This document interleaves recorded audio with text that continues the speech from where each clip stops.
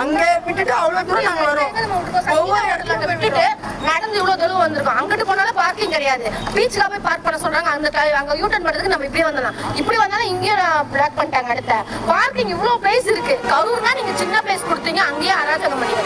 இங்க இவ்வளவு பிளேஸ் இருக்கு. பார்க்கிங்னு ஒரு இடம் ஒதுக்கி வச்சுன்னா பெண்கள் நாங்க வந்திருக்கோம்ல, ஆண்கள் கூட பேச வந்துருவாங்க. பெண்கள் நாங்க வந்து பார்க்கிங் பண்ணிட்டு போய் நாங்க இங்க இருந்து 3 கிலோமீட்டர் தொழில் பார்க்கிங் போயிட்டு இருக்கோம். ரொம்ப கஷ்டமா இருக்கு. ஐயோ, அவங்க சொல்றதுதான் சொல்லுவாங்க. ஆனா என்னைக்கு செஞ்சிருக்காங்க? அவங்க வாக்குறுதி இன்னும் செட்டாம தானே இருக்காங்க.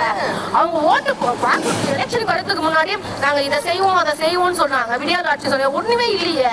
இதுல மட்டும் சொல்ல போறாங்களா? சொல்லுங்க. வெற்றி கழகம் எப்பவுமே வந்து வெற்றி கழகத்தை கஷ்டப்படுத்த பார்த்துதான் திமுகவுடைய கொள்கையை, அந்த ஒரு கொள்கையை தான் இன்னமும் அவங்க ஆட்சியில வந்து செயல்படுத்திட்டு வராங்க. அந்த கொள்கையை தான் பேசிட்டு இருக்காங்க. தவிர நீங்க சரி நம்ம ஒரு போட்டிக்கு வந்துட்டோமே, நீங்க மக்கள் நல்லது செஞ்சா நீங்க வர போறீங்க. நீங்க நல்லது செய்யலன்றதுனால மக்கள் நல்லது செய்யற இடத்துல வந்து நிக்கிறோம். எங்களுக்கு